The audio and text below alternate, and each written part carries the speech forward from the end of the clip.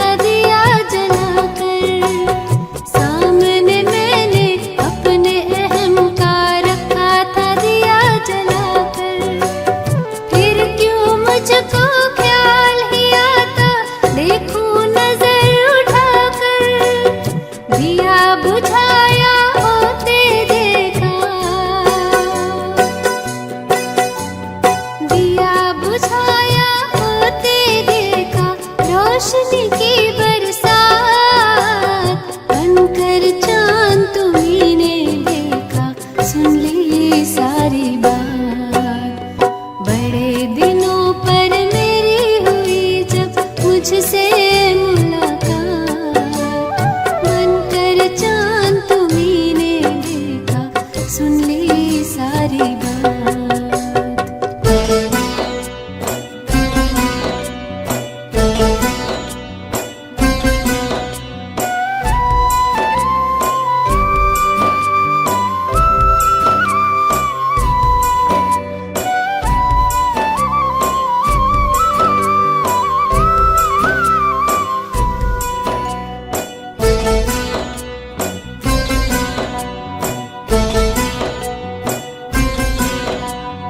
पास तनिक जो तेरे आए, खुल गए ज्ञान के नैन, खुद का रूप तुम्हीं सा पाकर मिला है मन को चैन। पास तनिक जो तेरे आए, खुल गए ज्ञान के नैन, खुद का रूप तुम्हीं सा पाकर मिला है मन को चैन। बन के रहूं दिल तख्त नशी में, बन बन के रहूं दिल तख्त नशी में, दिल में है जज्बात, बनकर चांद तुम्हीं ने देखा, सुन ली सारी बात। बड़े दिनों पर मेरी हुई जब मुझसे मुलाकात, बनकर चांद तुम्हीं ने देखा, सुन ली सारी बात।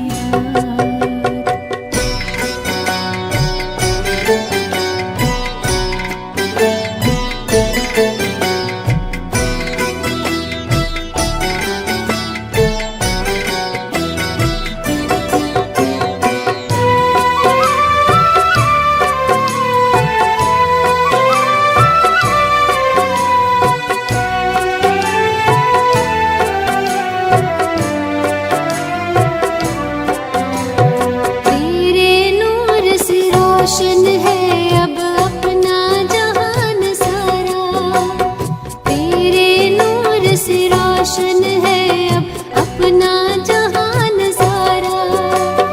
जिंदगी सौगात तेरी तो गम का क्यों अंधियारा, साथी प्रभु है फख्र है मुझको,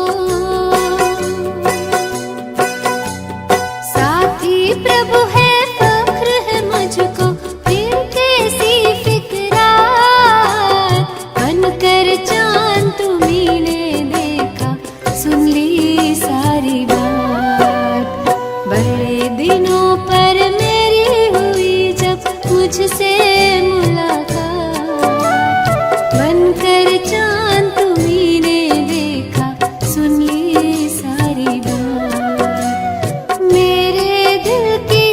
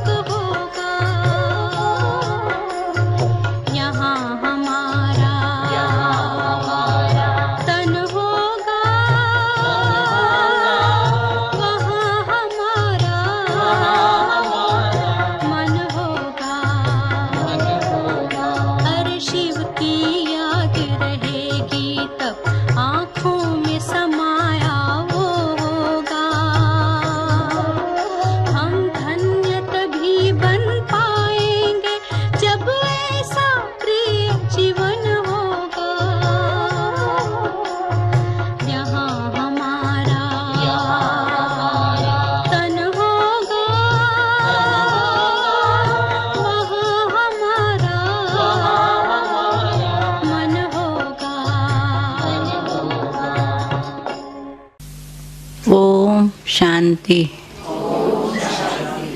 ओम शांति, ओम शांति।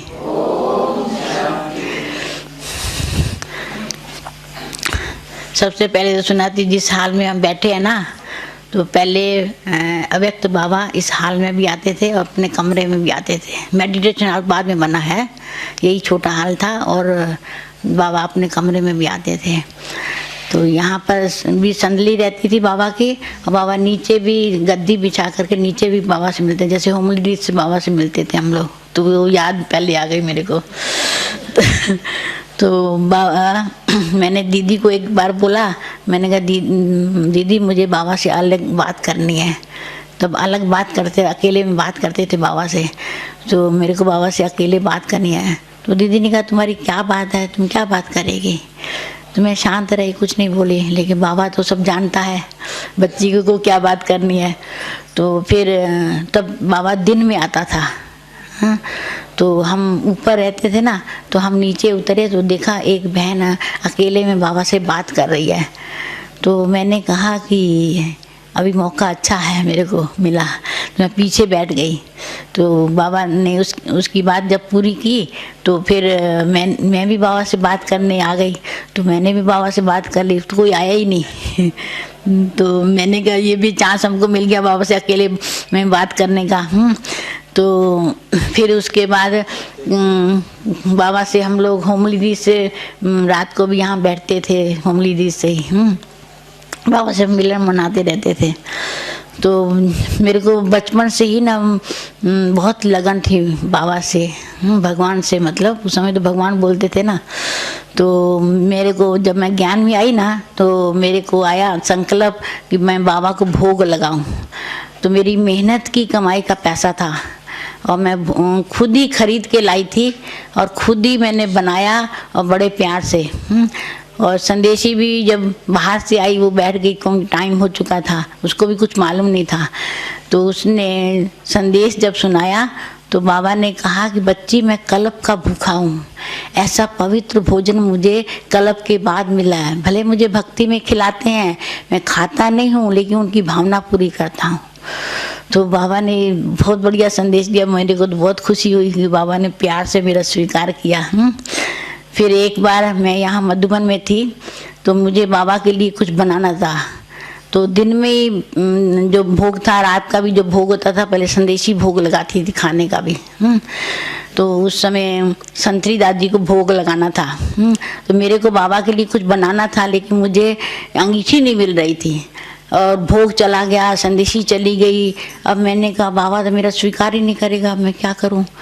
तो फिर मेरे को अंगीठी मिली, मैंने जल्दी जल्दी बनाया।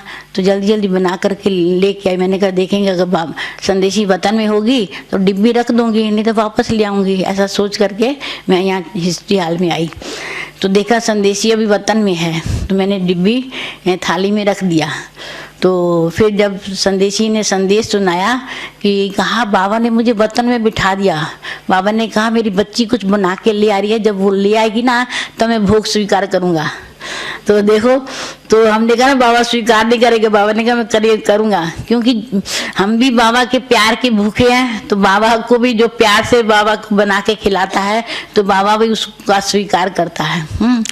फिर एक बार हम कानपुर में थे, तो तभी मतलब एक संदेशी जो गुरुवार को भोग लगाती थी ना, तो वो कहने लगी कि आज मेरे मतलब मेहमान आए हुए हैं, मैं नहीं आ सकूंगी, आप भोग किसी से लगवा लेना।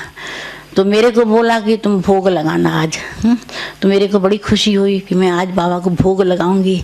तो मैं नहा रही हूँ, तैयार हो रही हूँ, तो भी मैं बाबा से बात कर रही हूँ, जैसे मैं बाबा से बात कर रही हूँ। तो फिर जब भोग का समय हुआ, तो मैं संदली पर बैठी, तो इतने में ना वो संदेशी आ गई। तो कहती मेरे मेहमान चले गए हैं, तो मैंने कहा अभी समय है तो मैं जाती हूँ। तो फिर वो आई, तो मैं उतर आई, फिर वो बैठी संदली पर। तो जब उसने संदेश सुनाया, तो संदेश वही सुनाया कि जो मैंने बाबा से बात की, जो मैंने बाबा से बात की ना, वही संदेश उसने सुनाया। तो बाबा कहते हैं ना अप्रोक्ष अप्रोक्ष बाबा बोलते हैं ना, तो यानी एक बुद्धि बल स्वर द्वारा भी हम बाबा को भोग भी लगा सकते हैं, बाबा से बात भी कर सकते हैं, सब कुछ कर सकते हैं। तो इसी तरह से मतलब वो संदेश के रूप में सुनाती है और हम बाबा के बात के रूप में सुना रहे थे। तो ऐसे ही मतलब जितना हमारा बुद्धि की लाइन बाबा से क्लियर है ना, उतनी बाबा हमको टचिंग भी देता है, तो हमारी हर बात क्लियर होती जाती है, बात भी क्लियर होगी, सब कुछ क्लियर होगा। तो ऐसे ही करते करते ना, तो हम जब मधुबन में एक बार ओम शांति भवन में बाबा आए हुए थे, तो दादी और मोहिनी बहन विदेश यात्रा में गई थी और मनोहर दादी थी। तो मैं पहले बाबा फल खाता है, फिर उसके बाद टोली खाता है। तो फल जब बाबा खा रहा था तो मैं बाबा से फल लेने गई। तो बाबा ने मुझे सब प्रकार का फल दिया, जो बाबा ने खाया ना, सब प्रकार का फल, सब डिब्बियों में से मेरे को फल दिया थोड़ा थोड़ा है।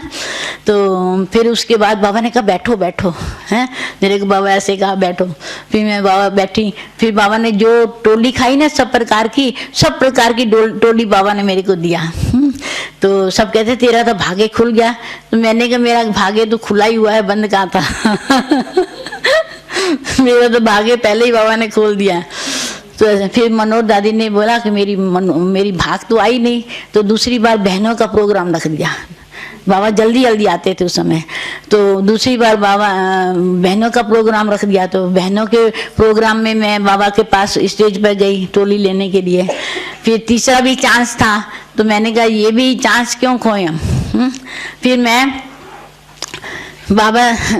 बाबा के लिए छोटे छोटे गोलगप्पे बनाए, पानी पूरी जिसको बोलते हैं ना, गोलगप्पा बनाया और पनीर की सब्जी में डाल करके बाबा को अपने हाथों से खिला के आई। तो मेरे को तो बहुत खुशी हो गई। मैंने कहा अभी मेरे को चांस अच्छा मिल गया, तो चांस ले लिया। तो मेरा तो अभी दिल भर गया है, बाबा से मिल लिया अभी पे, ठीक है। फिर उसके बाद ना मेरे को सपने भी बहुत अच्छे आते थे।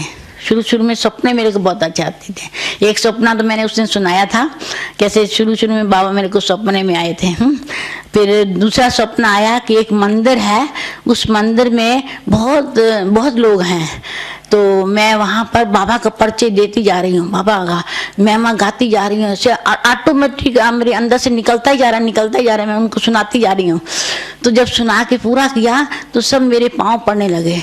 तो मैंने कहा मेरे पाँव नहीं पड़ो, मेरे को देने वाला कौन है, उस परम पिता परमात्मा को पहचानो है, वो आ चुका है। ऐसे मैं उनको बोल रही हूँ, तो बहुत गदगद हो रहे हैं, बहुत खुश हो रही है, मैं भी बहुत खुश हो रही हूँ, वो भी बहुत खुश हो रहे हैं। तो ऐसे मैं उनको बोल रही हूँ। फिर दूसरा सपना आया कि दिल्ली जब मेला हुआ ना 73 में, है, उस समय मेरे को सपना आया था। तो मेरी तबीयत वहाँ थोड़ी ख़राब हो गई थी, क्योंकि थोड़ा मौसम चेंज हुआ तो मेरे को फ्लू हो गया था। फिर वहाँ मेरे को टोली की ड्यूटी थी, तो सवेरे वहाँ तो 5 बजे बस चल पड़ती है। तो सवेरे अभी कुल्ला ही नहीं गया, तो सब आते, कोई टोली मांगता, कोई कुछ मांगता। अब मेरी तबीयत इतनी ख़राब, तो मैं ड्यूटी गया तो देना भी पड़ता था, है? तो फिर उसके बाद हमको आना था यहाँ मधुबन में, तो सब हम साथ में आए थे, दादी, दीदी, निर्वैर भाई, ईशू दादी, सब हम लोग एक जो गए हुए थे ना, सब वापस एक ही ट्रेन में आए वापस। तो मैं दीदी के फर्स्ट क्लास डिब्बे में गई। मैंने दीदी को ये मैंने सपना जो देखा ना वो सुनाया। तो सपना क्या देखा कि एक पतली सी तार है, उस तार पे मैं चल रही हूँ और सामने बाबा खड़ा हुआ है। तो जैसे मैं बीच में आती हूँ ना, तो देखती हूँ नीचे तो बहुत गहरा खड्डा खाई है, इधर देखती हूँ बहुत गहरा खड्डा खाई है। तो मेरा संकल्प चलता है कि जरा सा पाँव मेरा फिसले तो मैं गड्ढे में जाके गिरूँ। तो बाबा सामने खड़ा हुआ है। बाबा कहते बच्ची ना इधर देख ना उधर देख, मेरे को देख, मंजिल तक पहुंच जाएगी। बच्ची ना इधर देख ना उधर देख, मेरे को देख, मंजिल तक पहुंच जाएगी। ऐसे बाबा मेरे को कह रहा है। तो फिर वो मैंने दीदी को सुनाया, तो दीदी ने कहा अच्छा तुमको बहुत अच्छा सपना आया। फिर मैंने इतने दिन खाना भी नहीं खाया था, बुखार था। तो दीदी ने कहा अच्छा तुम हमारे साथ ही बैठ के खाना खा लो। तो दीदी ने बहुत प्यार से बोला, तो मैंने वहीं प्यार से खाना भी खाया। इतने दिन खाया भी नहीं था। तो वो सपना क्या था, लेकिन बार बार मेरे सामने वो सपना आता था। मैं ट्रेन में लेट रही हूँ, बैठ रही हूँ, मुझे नींद नहीं आती थी, वो सपना ही मेरे सामने बार बार आता था। तो वो सपना के पीछे भी कुछ राज था।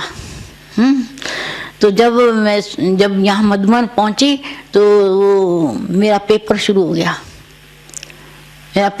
गया। तो बाबा ने कहा ना, बच्ची इधर उधर नहीं देखना किसी को भी, मेरे को देखना तो मंजिल तक पहुंच जाएगी। तो बार बार मेरे को वही सपना आता, बच्ची किसी को नहीं देखो, मेरे को देखो।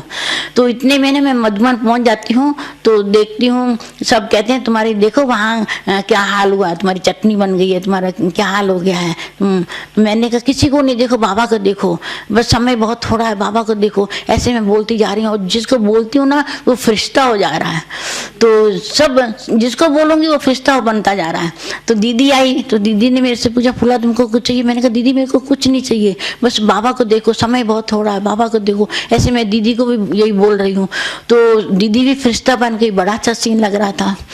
तो जितना बढ़िया मेरे को बाबा ने वो सपना दिखाया उतना बढ़िया पेपर भी आ गया मेरा। यहाँ पहुँचते ही मेरा पेपर शुरू हो गया। तो लेकिन मेरे सामने वो बाबा ने पहले से ही मेरे को सावधान कर दिया, बच्ची मेरे को देखना और किसी को देखना नहीं, इधर उधर किसी को देखा ना तो गड्ढे में जाओगे, है ना। तो बस बार बार मेरे सामने वो स्वरूप ही मेरा बन गया। सपना क्या था लेकिन मेरा स्वरूप ही ऐसा बन गया। तो ऐसे करते करते फिर मेरे को एक और सपना आया, वो भी बहुत बढ़िया सपना था। तो मेरे को आया एक दिन, अभी यहाँ से चलना चाहिए घर, अभी इस दुनिया में कुछ नहीं है, लेकिन घर जाएंगे कैसे? जब तक हिसाब किताब है तब तक जा नहीं सकते हैं। अब हिसाब किताब चुकतू करने के लिए हमको तपस्या करनी पड़ेगी। अभी तपस्या के लिए हमको एकांत स्थान चाहिए। अब यहाँ तो कोई मुझे एकांत में बैठने नहीं देगा। तो सामने ऊंची पहाड़ी है, इस गेट के सामने ऊंची पहाड़ी है, देखना सवेरे। तो उस ऊंची पहाड़ी में मैं जाके बैठ गई हूँ। मुझे ना किसी व्यक्ति की, ना वैभव की, ना वस्तु की, कुछ नहीं, बस मैं और मेरा बाबा, तीसरा कोई संकल्प भी नहीं। ऐसे में तपस्या कर रही हूँ। तो थोड़ी देर के बाद ना एक शेर आता है और वो शेर नीचे का पहाड़ी पे बैठ जाता है। तो वो मेरे को देख रहा है, मैं उसको देख रही हूँ। तो मुझे डर नहीं लग रहा उससे, लेकिन वो मेरे को देख रहा है, मैं उसको देख रही हूँ। तो थोड़ी देर में वो भाई भी एक मेरे को ढूंढने के लिए आ रहा है। तो देखा सामने उस सफेद बस वाली कोई बैठी, तो उधर आ रहा है। तो इतने मेरे को उस समय संकल्प चला कि इसके मन में कुछ परचिंतन सा चल रहा है। तो शेर नीचे उतरा, उसको खा जाता है और फिर भी उसी पहाड़ी पे आके बैठ जाता है, नीचे वाली पहाड़ी पर। तो फिर भी मुझे डर नहीं लग रहा। तो वो मेरे को देख रहा है, मैं उसको देख रही। देखते देखते मैं उसके ऊपर सवारी करके मधुबन में आ जाती हूँ और सबको अपना अनुभव सुनाती हूँ। तो बाबा कहते हैं ना कि माया भी कागज का शेर है, इससे डरना नहीं है, इससे तुम्हारी सवारी पे है। तो ऐसे बाबा हमको, अगर वो भी शेर आ जाए, बाबा की याद में इतना निर्भय हो जाते हैं तो जो डर भी नहीं लगता। यानी बाबा की याद में इतनी शक्ति है ना, कुछ भी हो जाए, कोई सर्वशक्तिवान के आगे किसी की शक्ति चल नहीं सकती है। तो हमारी शेर पर सवारी है, समझा। जब हम एक बाबा को याद करेंगे तो दूसरा किसी को नहीं, एक मैं और मेरा बाबा, मैं आत्मा और मेरा बाप परमात्मा। तो दोनों का आपस में तार जुटी हुई होनी चाहिए। तो फिर डर नहीं लगेगा, कोई भी बात में डर नहीं लगेगा आपको। तो ऐसे बाबा मेरे को सपने भी बहुत अच्छे अच्छे दिखाता था, क्योंकि उस दिन भी बाबा ने बोला ना कि जिसका बाबा योग होगा तो उसको सपने भी अच्छे अच्छे आएंगे, ऐसे वैसे सपने भी नहीं आएंगे। तो बाबा मुझे सपने भी अच्छे अच्छे दिखाता था। फिर बाबा देखो कैसे हमारा जादूगर भी है और साथ में जो है हमारी रक्षा भी करता है, हमको बचाता भी है।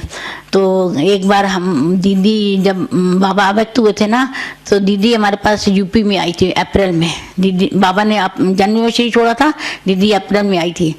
तो दीदी के साथ में जहाँ दीदी जाती थी वहाँ हम लोग चले जाते थे। और एक दिन हमारे सेंटर पर भी दीदी का खाना था, भोजन था। तो हमारे साथ जो दादी रहती थी ना, तो कहा हम दादी इसको निमंत्रण देने जा रहे हैं और आप उठ के काम करना शुरू कर देना। तो वो गई, दूसरे सेंटर पर दीदी थी तो वहाँ गई निमंत्रण देने के लिए। तो मेरे को बोल के गई, तो लेकिन मैं उठना चाहूँ उठ नहीं सकती हूँ, इतनी मेरे को वीकनेस है, मेरा हार्ट इतना वीक था, मैं उठ नहीं सकती हूँ।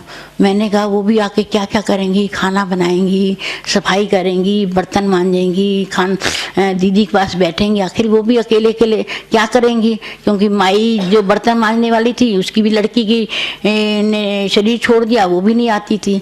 तो फिर मैं उठ के खड़ी हुई, खड़ा भी नहीं हो जाए मेरे से। मैंने कहा बाबा मेरे में तो ना हिम्मत है ना शक्ति है, हिम्मत दोगे शक्ति दोगे कुछ करूँगी, वरना मेरे बस की बात नहीं है। तो ऐसे मैंने बाबा को बोला और बाबा ने जादू कर दिया, एकदम मैं ठीक हो गई, मेरे को कुछ हुआ ही नहीं, एकदम मैं खड़ी हो गई और मेरे को कुछ हुआ ही नहीं। और फिर मैं उस माई के पास गई, मैंने कहा देखो तुम्हारी लड़की तो चली गई है, वापस तो आने वाली नहीं है, अभी तुम्हारे दूसरे बच्चे हैं उसको तो पाल है, ठीक से उठो उठो, हमारी बड़ी दीदी आ रही है, उनसे आशीर्वाद लेना, उठो, काम करोगे तभी तुम्हारे अंदर कुछ शक्ति भी आएगी, ऐसे पड़ी रहने से थोड़ी तुमको कुछ मिलेगा है, रोते रोते।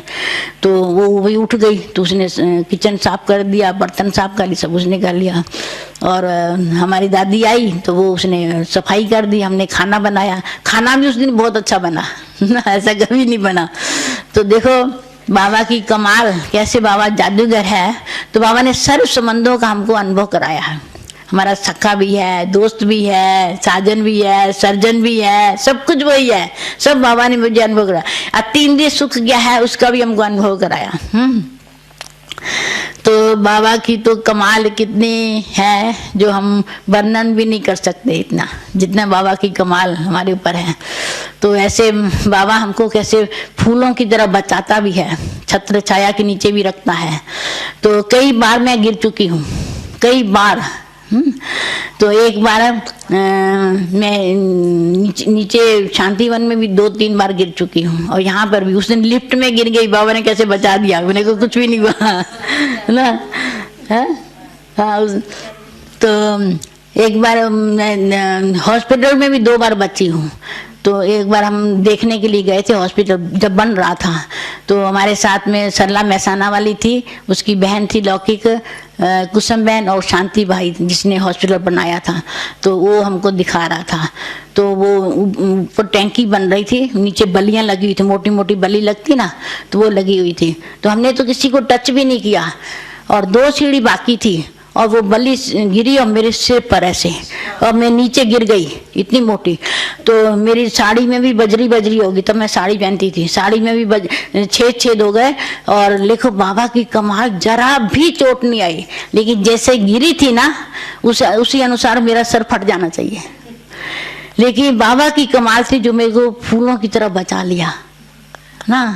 मैंने कहा बाबा ये फूल तेरे पर फिदा हुआ, किसी पर नहीं फिदा हुआ, तू फूलों की तरह मेरे को बचा लेता है ना। तो उन्होंने कहा कुछ चोट लगी, मैंने कहा कुछ नहीं लगा, मेरे को कुछ हुआ ही नहीं, जरा भी कहीं कुछ नहीं हुआ ना। फिर दूसरी बार मैं हॉस्पिटल में थी ना, तो वहाँ मेरे को ग्लूकोज चढ़ा हुआ था, बुखार था, ग्लूकोज चढ़ा हुआ था। तो हवा भी नहीं थी, खिड़की खुली हुई थी, और अचानक हवा का झोंका आया और सारा खिड़की का शीशा मेरे ऊपर आया। तो देखो कहीं भी मेरे को लगा नहीं, सारा फुल मेरे शीशे से भरी पड़ी हूँ है। तो आवाज सुन करके दूसरे लोग आ गए, सिस्टर आ गई, कहते उठो उठो। मैंने कहा उठूँ कैसे, मेरा ग्लूकोज निकालो, कहाँ शीशा है कहाँ है, तो मेरे को पता थोड़ी ना, मैं तो लेटी हुई हूँ है। तो वो आके देख करके चली गई, कोई भी नहीं हूँ, मेरे को उठाया। तो एक भाई आया, मोटे मोटे शीशे उसने उठा दिए, फिर बाकी पतले पतले थे। तो वो फिर मैंने कहा चादर झाड़ो, फिर तब मैं मेरे को उठाओ, चादर झाड़ो, फिर तब मेरे को सुलाओ। फिर उन्होंने फिर ऐसे किया, तो मेरे को उठाया, फिर उसके बाद चादर झाड़ी। तो देखो कहीं भी अगर लग जाता है तो खून हो जाता है ना, शीशा लग जाता, लेकिन कहीं भी कुछ नहीं हुआ।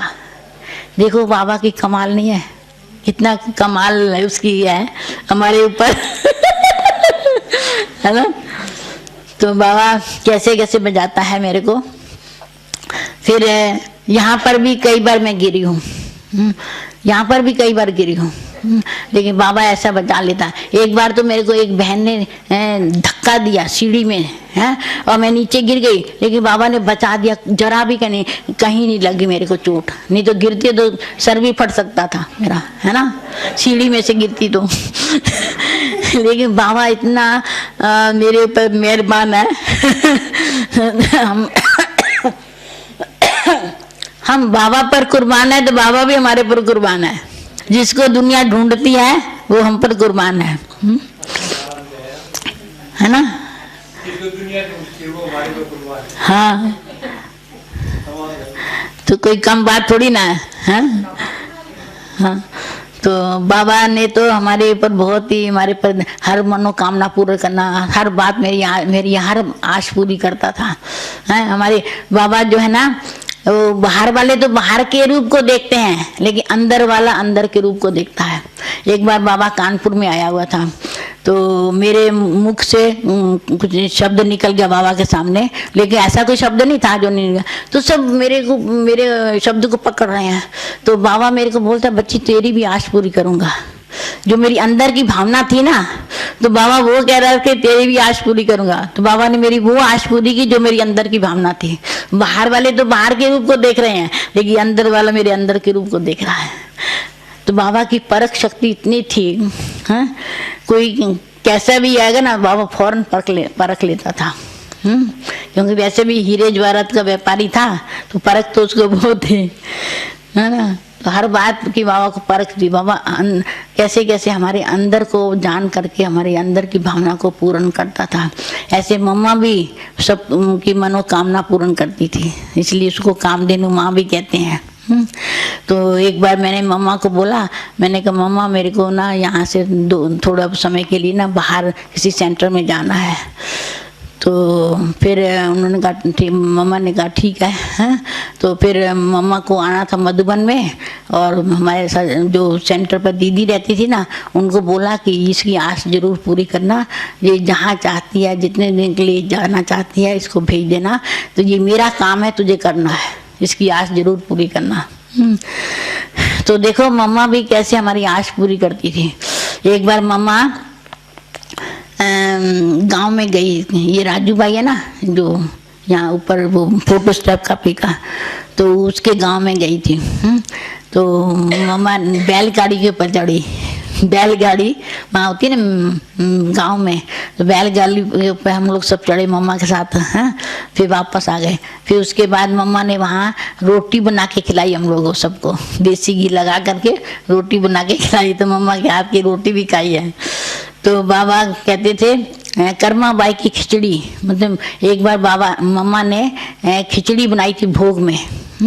तो बाबा कहता था कर्मा बाई की खिचड़ी। तो मैंने कहा, मेरे को मालूम नहीं था वो मम्मा ने बनाई है।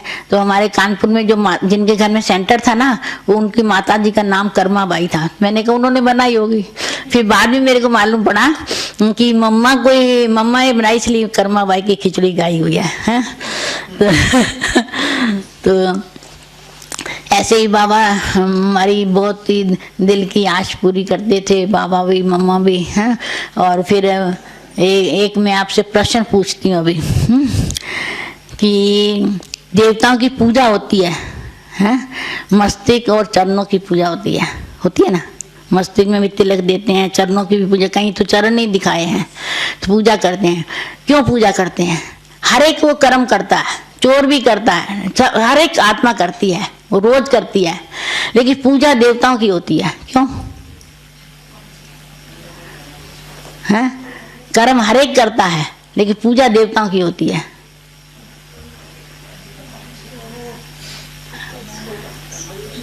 हैं? पवित्रता।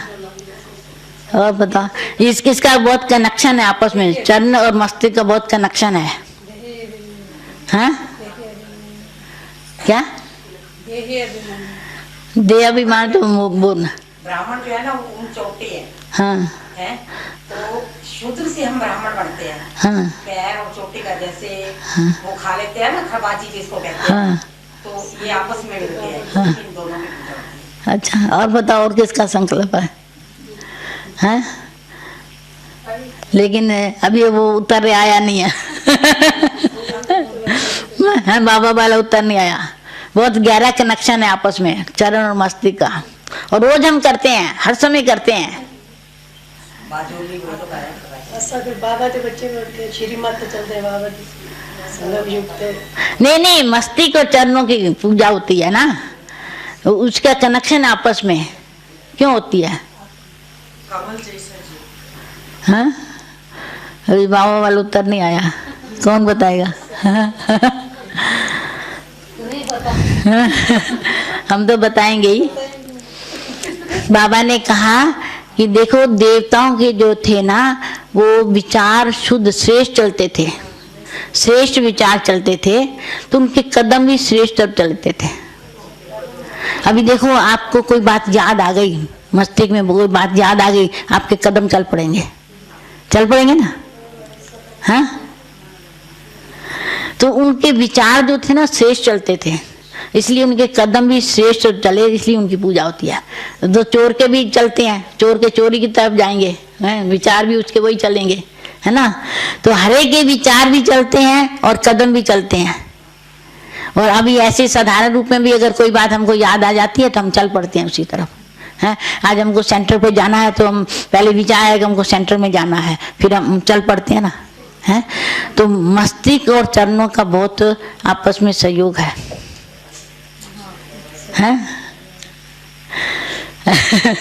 ठीक है, हाँ। अच्छा, दूसरा प्रश्न पूछती हूँ। कहते हैं एक शब्द है गायब, एक शब्द गायब है, तो गायब शब्द एक दुख से भी निकलता है और खुशी से भी निकलता है। शब्द एक ही है, लेकिन खुशी से भी निकलता है, दुख से भी निकलता है। कैसे?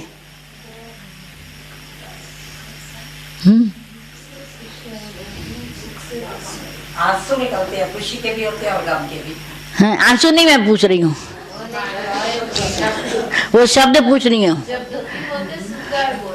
हाँ,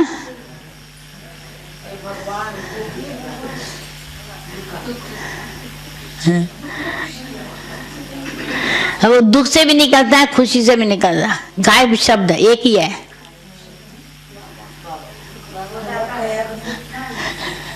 बाबा तो सब में आए। हाँ, किसको आता है? अच्छा, मैं अब सुनाती हूँ आपको। देखो, कोई चीज हाथ में आई हुई गायब हो जाए, उसका दुख होगा। अरे, हाथ में आई चीज चली गई, ऐसी अमूल्य चीज हमारे हाथ में आई हुई चली गई, उसका दुख होगा ना। कोई चीज खो जाए उसका दुख होगा ना। कोई गायब चीज हमको प्राप्त हो जाए, हैं, उसका खुशी होगी। अरे, गायब चीज हमको मिल गई। तो देखो हम, हैं, हाँ हाँ, दुख होगा ना, है ना। तो देखो, हमको भगवान मिला है, कितना समय हमने पुकारा, बुलाया, है, अभी हमको वो प्राप्त हुआ, तो कितनी खुशी होती है, अपार खुशी होती है, होती है ना। तो एक ही शब्द में दोनों। और अगर हम यहाँ आकर के भी अगर हमने गायब कर दिया, कुछ प्राप्त नहीं किया, तो फिर उसका पश्चाताप भी करना पड़ेगा, दुख भी होगा ना। बाबा बोलते हैं ना, है ना। तो इसी तरह से हमको मतलब इस समय का भी अमूल्य समय जो मिला है, इसका भी हमको लाभ लेना है, अपनी कमाई भी करनी है, सब कुछ करना है। जो हमको मिला है फिर हमको और बढ़ाना है उससे, है ना। तो अब वृद्धि को पाता जाएगा तो हमको और खुशी होगी, है ना। ठीक है। अच्छा, अभी हमारे पास पाकिस्तान के महावाक्य भी हैं। जब शुरू शुरू में बाबा की पधरामनी हुई थी ना पाकिस्तान में, तो उस समय भी मेरे पास महावाक्य उसके भी हैं। तो उसमें एक बाबा ने बताया कि अंत में निराधार रहना है। अभी अंत समय आ गया ना, अंत में निराधार रहना है। लेकिन निराधार बनेंगे कैसे? तो पहले पहले साकार बाबा से भेंट करनी है। जो उनकी प्रेरणा निकलती है साकार बाबा की, वो मेरी निकलती है क्या नहीं निकलती। ऐसे भेंट करते करते अंत में निराधार बन जाएंगे, एक आधार रह जाएगा।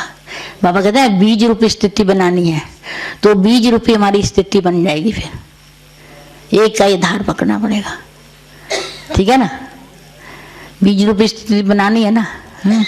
तो इसी तरह से बाबा कहते हैं कि अंत में हमको एक ही निराधार रहना, बीज रूपी स्थिति बनानी है। तो लेकिन पहले साकार से भेंट करेंगे हम, साकार बाबा से।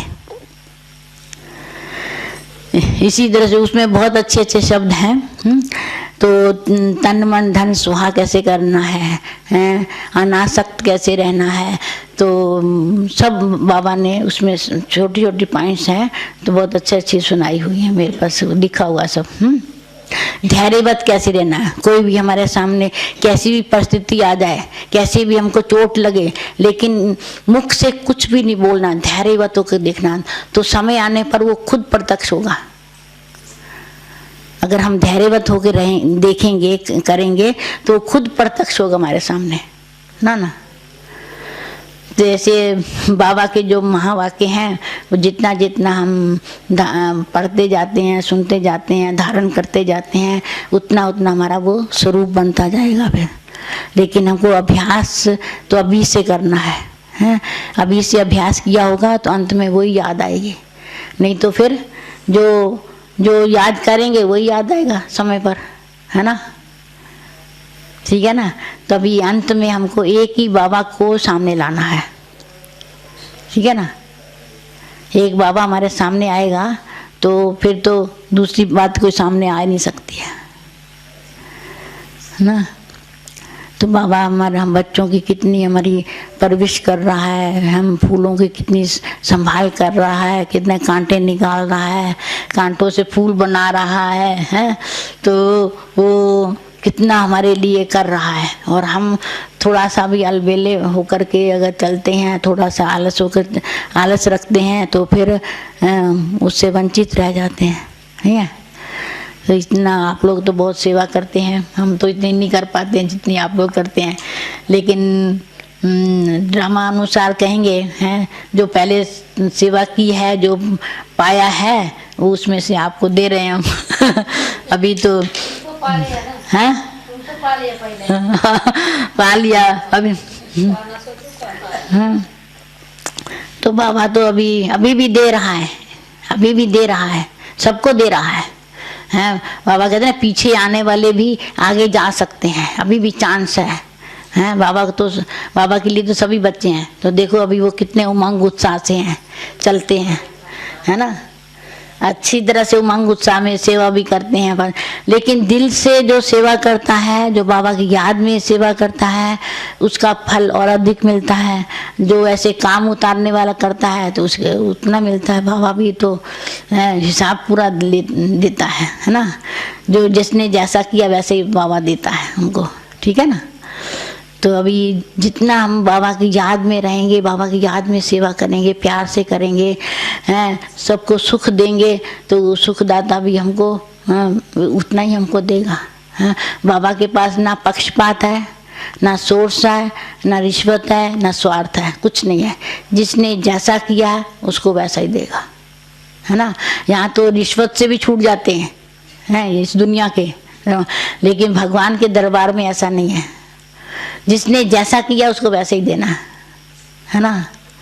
इसलिए अपना हर समय देखते रहेंगे, चार्ट देखते रहेंगे, हैं, अपना समय भी देखते रहेंगे कि हमारा समय सफल हुआ या नहीं हुआ है। तो फिर बाबा हमको उतना ही देगा, है ना।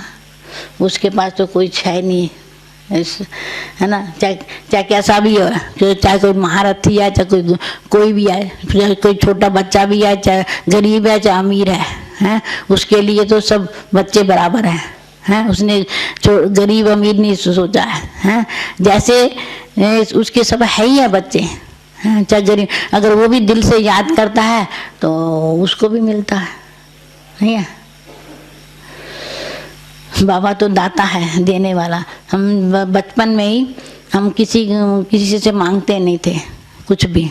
हम कहते थे इनसे क्या मांगना है, हम दाता से मांगे, दाता हमको देगा। तो हमेशा हम भगवान से मांगते थे। कोई भी चीज़ हमको जरूरत होती थी ना, तो मैं भगवान से ही मांगती थी, तो हमको भगवान सब कुछ देता था ना। जो हमको कोई नहीं दे सकता था, वो अच्छी से अच्छी चीज़ हमको देता था।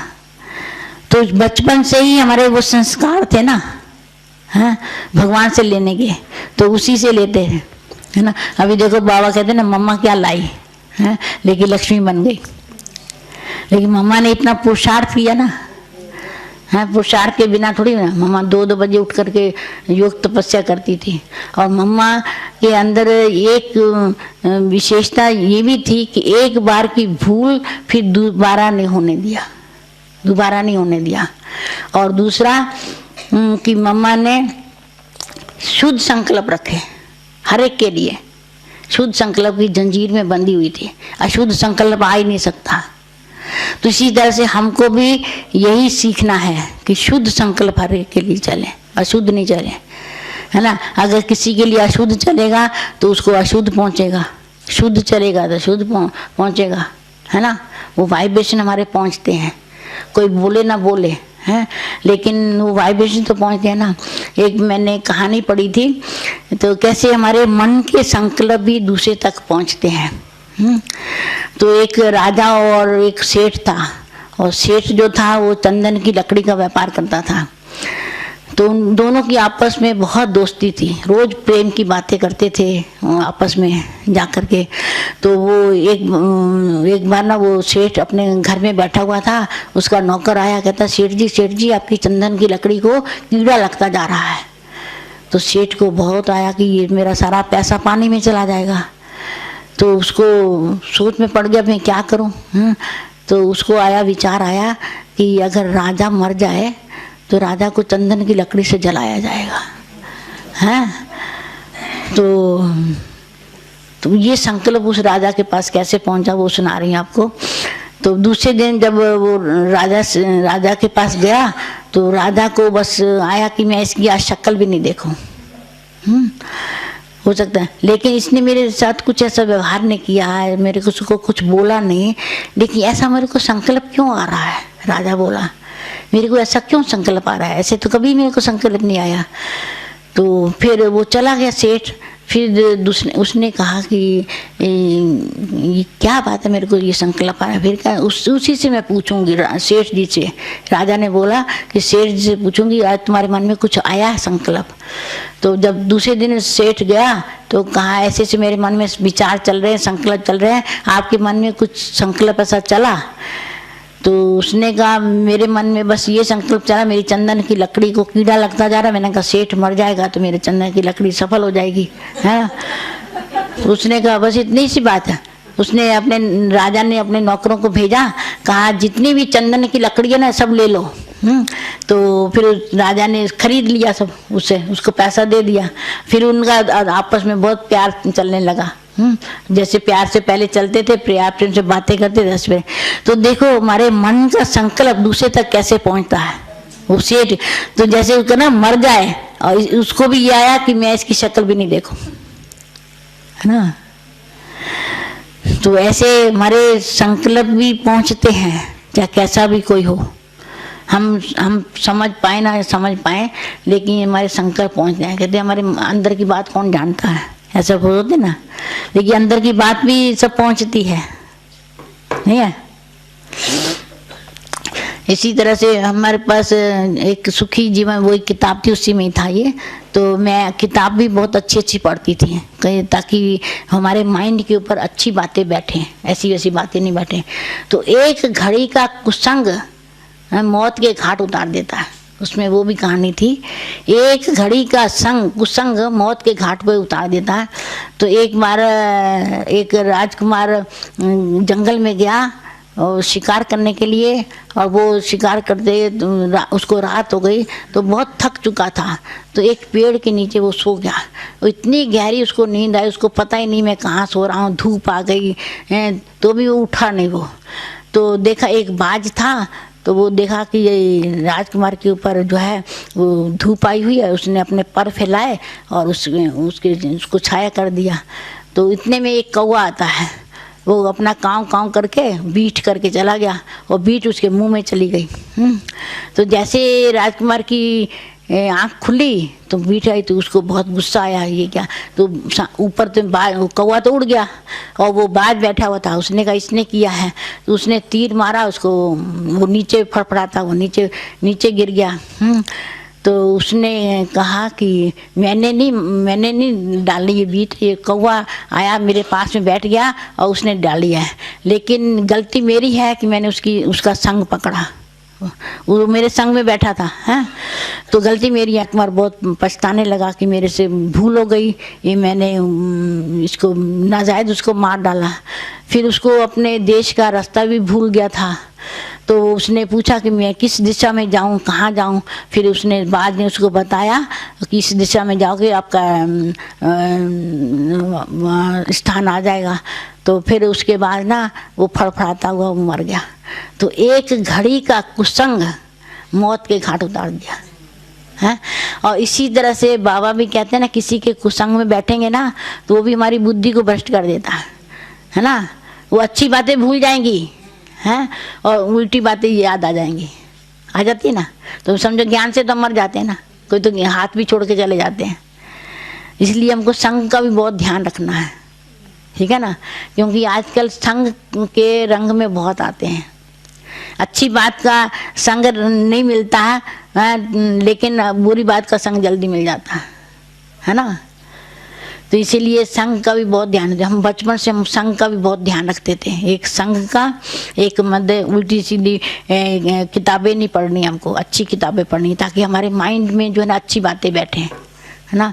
जैसे ही हमारी बुद्धि में डालेंगे वैसे ही हमारी बुद्धि चलने लगेगी फिर, है ना। तो इसलिए परमात्मा का संग रखेंगे, बाबा का संग रखेंगे, हमको हमारी बुद्धि भी स्वच्छ रहेगी, हमारी बुद्धि में अच्छी अच्छी बातें आएंगी हैं, और अच्छी अच्छी बातें हम सुनेंगे भी सही, सुनाएंगे भी सही। तो वो उसी का ही संग करेगा, अच्छी बातों का ही संग करेगा, दूसरे का करेगा नहीं, उठ के चला जाएगा। जैसे उल्टी बातें वाला अच्छी बातों से वो चला जाता है, उसको अच्छी नहीं लगेंगी, है ना। जो उल्टी सुनने वाले हैं ना उल्टे, तो वो अच्छी बातें सुनना पसंद नहीं करेंगे, है ना। वो उल्टी बातें उसको पसंद आएंगी, और जो अच्छी बातें सुनने वाले हैं उसको उल्टी बातों का संग नहीं लगेगा, है ना। तो इसलिए अपने ऊपर बहुत पहरा देना है, क्योंकि बुद्धि के ऊपर हमारा को बहुत पहरा देना है कि बुद्धि हमारी देखो एक सेकंड में कहाँ की कहाँ चली जाती है। एक सेकंड में हम यहाँ बैठे हैं, एक सेकंड में हमारी विदेश में भी चली जाएगी बुद्धि, है ना। तो बुद्धि पर हमको बहुत पहरा देना है कि बुद्धि हमारी कहाँ कहाँ जाती है। तो बाबा की तरफ जाती है, इधर जाती है। तो जितना हम बुद्धि पर पहरा देंगे ना, उतना हम सेफ रहेंगे। तो बुद्धि योग हमको बाबा से ही लगाना, ये ध्यान रखना हमको, ठीक है। हाँ? अभी और भी कई बातें हैं, लेकिन अभी इसमें इमर्ज नहीं हो रही है ना। हाँ है।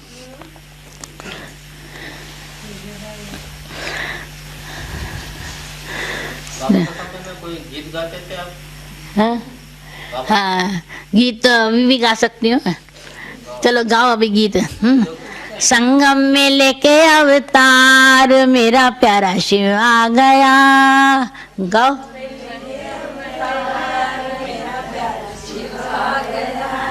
छाई है खुशियाँ अपार मेरा प्यारा शिव आ गया,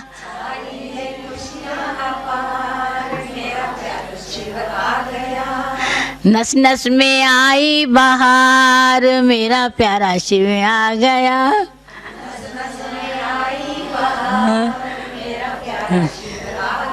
आ गई नस नस में बाहर।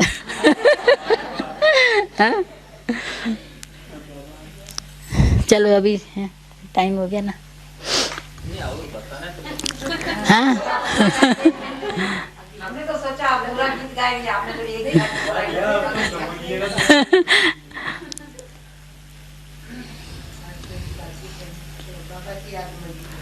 हाँ योग में गीत गाओ फिर, अच्छा लगा।